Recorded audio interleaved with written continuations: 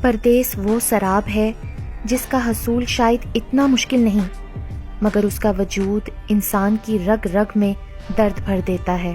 پردیس لوگ خوشی سے نہیں بلکہ دل کے ہاتھوں اور حالات سے مجبور ہو کر جاتے ہیں۔ جب ماں، بیوی، بچے، باپ اور بہن بھائی یاد کر کے روتے ہیں تو ان کے آنسو پردیسیوں کے دل پر پتھر بن کر لگتے ہیں۔ گرم ملکوں کی جلا دینے والی گرمی ہو یا یورپ ممالک کی برفیلی ٹھنڈ، درہم، دینار، ریال، ڈالرز اور پاؤنڈز کمانے کے لیے صبح سے لے کر رات تک کتنی سختیاں برداشت کرنی پڑتی ہیں۔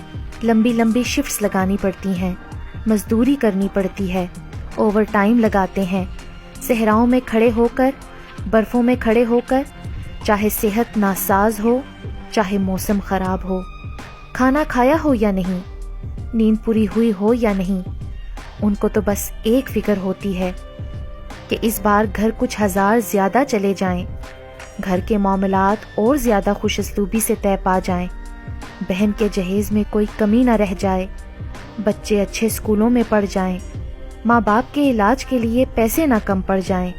وہ پردیسی باپ، بیٹے اور بھائی صرف اپنوں کی خوشیوں کے لیے، اپنوں کی امیدوں کے لیے اپنا آپ بھلا کر، اپنا آپ مٹا کر دگ و دو میں لگے رہتے ہیں۔ بڑے بڑے ڈگری ہولڈرز کو پردیس میں اپنی انا مٹا کر جاب پانے کے لیے ٹکے ٹکے کے لوگوں کی منتیں کرتے دیکھا ہے، باتھ روم دھوتے دیکھا ہے، برتن دھوتے دیکھا ہے، جھاڑو پوچا کرتے دیکھا ہے، اونچی عمارتوں کی چھت کی اسکیفولڈنگ پہ کھڑے زندگی اور موت کی جنگ لڑتے دیکھا ہے، برفوں میں کھڑے کلبوں کے باہر سیکیورٹی کرتے اور سخت سردی اور بارشوں میں سروس اسٹیشن پر گاڑیاں صاف کرتے دیکھا ہے، اور پھر ان سب کاموں کے بعد تھک ہار کر ایک کمرے میں 10 لوگوں کو رہتے اور سوتے دیکھا ہے۔ کیا پیچھے بیٹھے اپنوں کو ان پردیس والوں کی مشکلوں اور سختیوں کا احساس ہوتا ہے؟ نہیں، کیونکہ یہ پردیسی کبھی احساس دلاتے ہی نہیں اپنے دکھوں، پریشانیوں، اذیتوں اور مشکلات کا۔ رشتہ دار تو سمجھتے ہیں کہ پردیس میں درختوں پر نوٹ لگتے ہیں، جی نہیں، یہ بڑے خون پسینے کی کمائی ہوتی ہے۔ پردیس میں نہایت طاقتور جسمانی وجود کے مالک کو ایک معمولی دبلا پتلا انسان بنا کسی بات کے 100 باتیں سنا دیتا ہے۔ مطلبی خود غرض لوگ ہوتے ہیں یہاں، جو صرف اپنے مطلب تک کے لیے بات کرتے ہیں، کوئی کسی کے دکھ نہیں بانٹتا۔ نیشنل لوگوں کو بڑا اپنی نیشنلٹی پر ناز ہوتا ہے، ورک اور اسٹوڈنٹ ویزا والوں کو تو حقارت کی نگاہ سے دیکھتے ہیں، کبھی کفیل کی ٹینشن تو کبھی کمپنی کی مصیبتیں، کبھی روم میٹ کے ساتھ سالن نہ بنانے پر لڑائی جھگڑے تو کبھی رینٹ ٹائم پر پورا نہ ہونے کی فکر، کبھی کام کا نہ ہونا یا وقت پر تنخواہ کا نہ آنا تو کبھی مالک مکان کی جلی کٹی باتیں اور گھر خالی کر دینے کی دھمکیاں، اور کبھی آپ سب کی فرمائشیں۔ کتنی آسانی سے کہہ دیتے ہیں نا، لیٹسٹ موبائل چاہیے، لیپ ٹاپ چاہیے، گھڑیاں چاہیے، پرفیوم چاہیے، تحائف چاہیے، تقریبات کے لیے پیسے چاہیے۔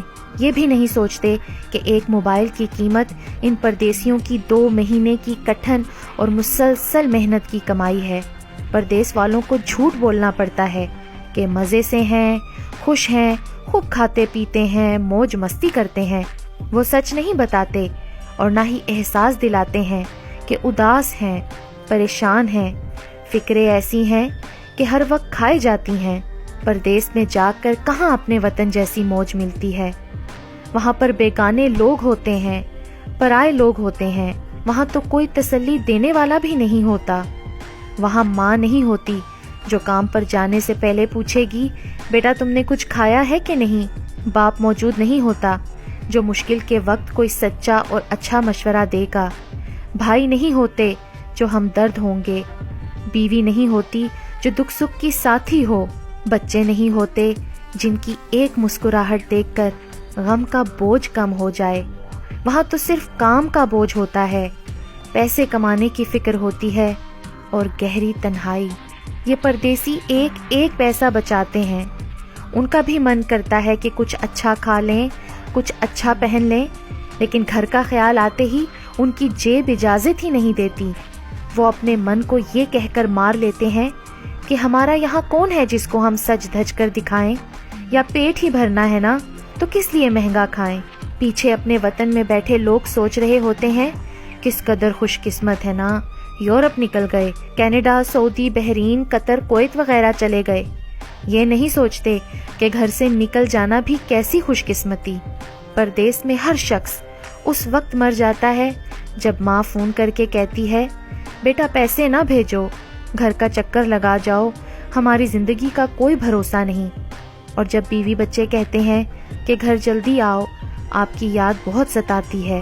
پردیس میں تو عیدیں بھی بہت رلاتی ہیں جب اپنوں کے چہرے یاد آتے ہیں کہ ان سے گلے کیسے ملیں۔